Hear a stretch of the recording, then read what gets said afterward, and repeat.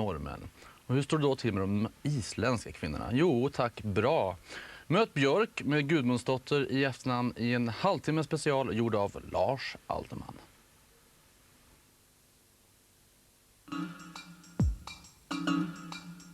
I've got everything in my life I want these days. I've been very, very lucky.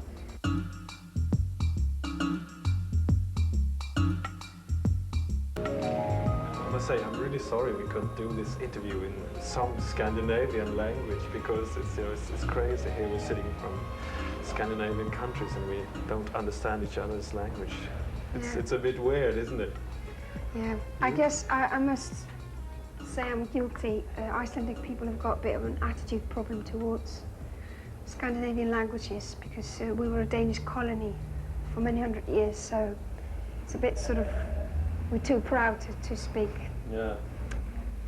You learn Danish in school, don't you? Yeah, we do, but everybody gets brilliantly good in talking, being horrible in Danish. It's a bit of a pride thing, really. It's kind of hard to explain. It's in Icelandic vocabulary, to say someone is like evil or wicked, like a bitch or something, you got he's Danish, and it's just what happens when because we just became independent in 1944, and I mean I was obviously not born then, but it's gonna slowly sort of like takes several generations to forget things like that. How does it feel to do your debut when you're 27 years and you actually made your first solo album 16 years ago?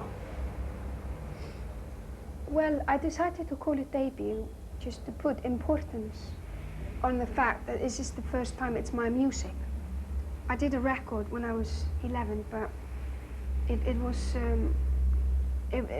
just one song written by me, and all the arrangements, and well, I picked the song myself and had something to say, but mostly it was produced and arranged by other people, sort of grown-ups, and so I wouldn't really consider that my album, not really, even though I sang on it, because what's kind of always truly been my ambition and kind of where my heart is making music and kind of like sort of sounds and noises and surroundings that I find exciting and interest me, while being a singer is mostly like a bit of a tool to be able to do that. And but you started out playing the drums, didn't you? yeah. And I've arranged a lot of things and co-produced and stuff like that, and that's why I kind of call my album debut this one, because it's the first one that you hear my noises and my sounds and my flavors.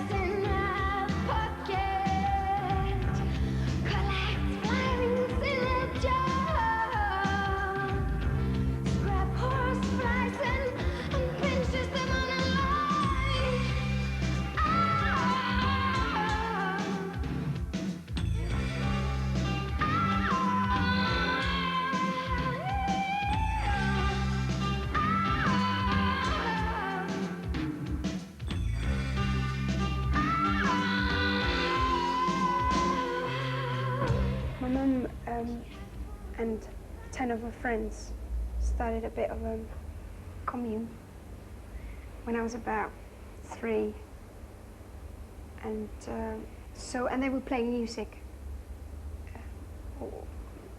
24 hours. There would always be someone awake who had a record on. And that's kind of where I come from. And A real hippie life. yeah, but I was really lucky because then there was my grandparents, which I stayed a lot with because my parents were busy a lot of the time. They listened to jazz. And then I was sent to music school when I was 5. And them trying to convince me for 10 years that modern music wasn't worth anything, and no one was going to outdo Beethoven and stuff like that. And playing all this music that had nothing to do with daily life. It's all based on history and it was like dead. And so I had like 3 very different point of views, and all 3 different groups thought that the music they were listening to and the lifestyle they were leading was correct and everything else was incorrect, and which I thought was a bit of a joke. But the best thing when you're a kid is that you're always watching. Everybody think you're just really stupid, and they treat you when you're in the room that you're not there really, and talk their grown-up talk.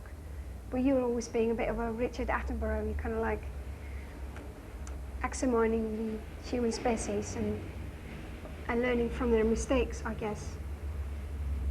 And I kind of realized that music style sort of doesn't really matter. It's all a question of kind of like attitude and spirit and emotion.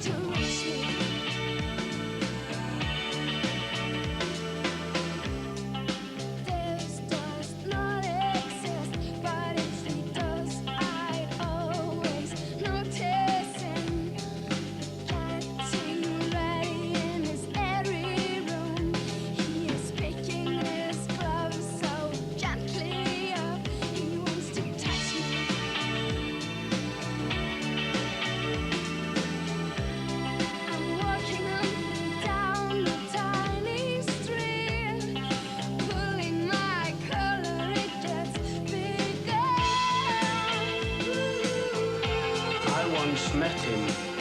It really surprised me. He put me in a bathtub, made me squeaky clean.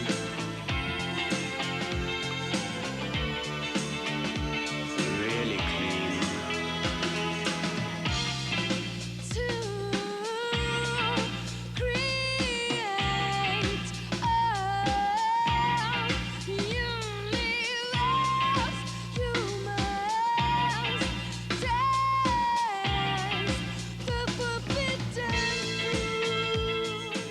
But the good thing about Reykjavik is it's got a mentality of a little village. And because we so recently became modern, it's got all the superstitions and the mythology of the Middle Ages. We lived in mud houses till this century, very poor.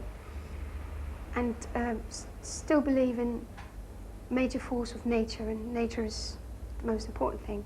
But at the same time, being very cosmopolitan, being a capital in Europe, having BMWs and mobile telephones, and on top of everything being obsessed by information and literature, and having all the books you want, and having the extremes, like nature and everybody knowing each other, and the intimacy of a village, and the isolation, but still having all, if you want to like cocktail and like, you know, modern lifestyle and television and a car and Modern discos? Modern discos and rock and roll, you can have that as well.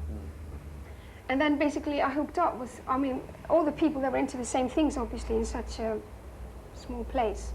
They, at one point, got to meet each other.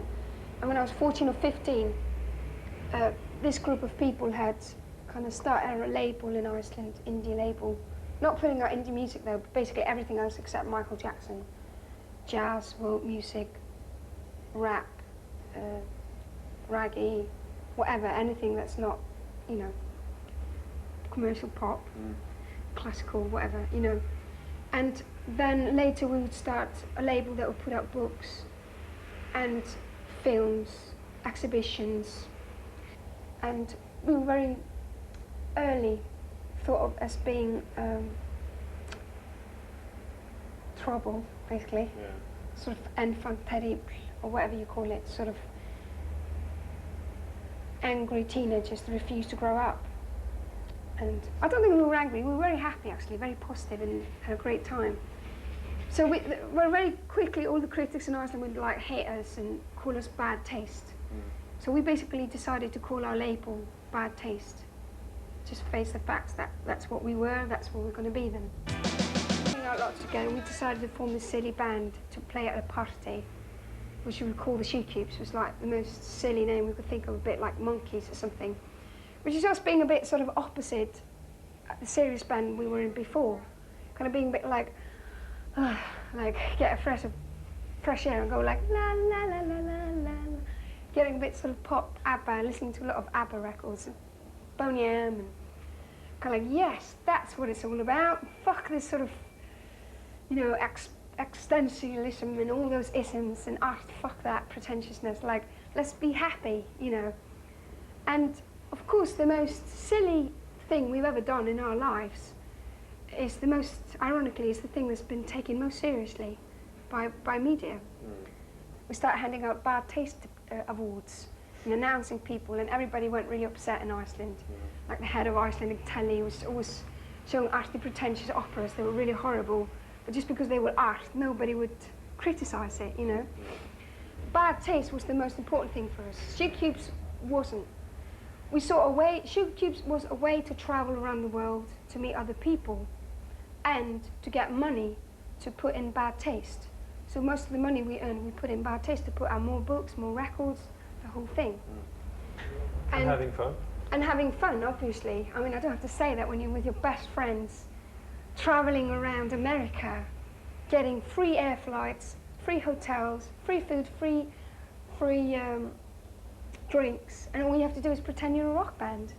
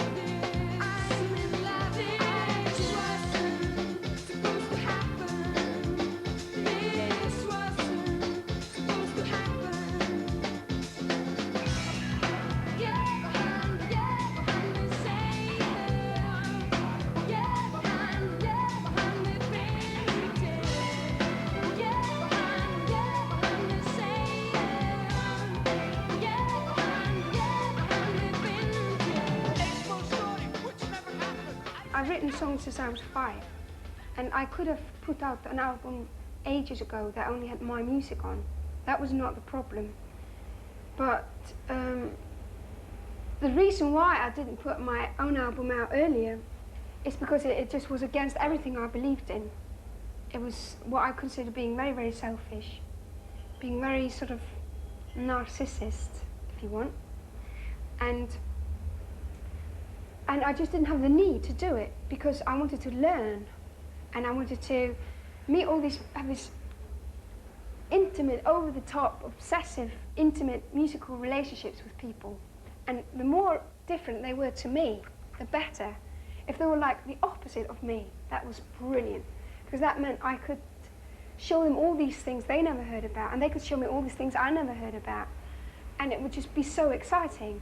And that's kind of what keeps me alive and what turns me on.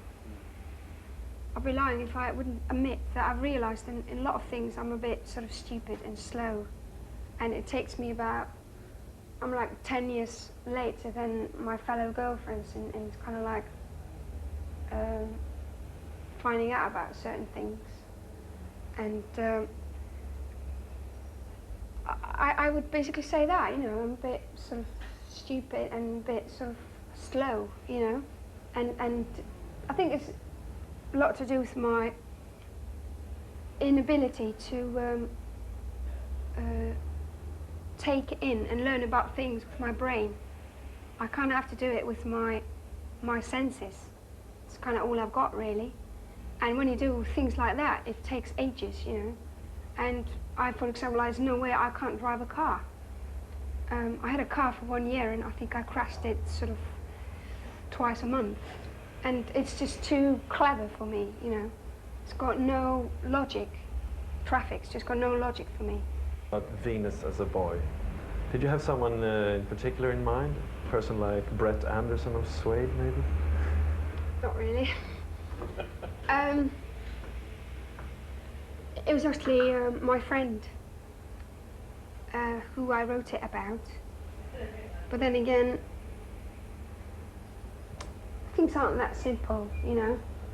It's not trying to pretend it's really deep or something silly like that, but of course it's about several things. To tell you the truth, I don't understand it any more than you do. I think it's a very sexy song. Yeah? Yeah, it's definitely one of the most sexy on the album. You should see the video. I'm frying an egg. It's very sexy. Well, we will actually see the video right after this. Would you like to play in India with your new band? In India? Yeah. I love to. I'm not going to be able to do that though, because of financial reasons, I guess. And again, time. There's no time. I don't really want to play a horrible place like Germany, do you know what I mean? Or Europe in a way, because that's what I know already. I wouldn't mind doing a tour like India, Guatemala and Thailand. I would be right on that if it'd be suggested to me. But unfortunately, we have to be practically and financially aware as well. I mean, it must be too much utopia, you know? And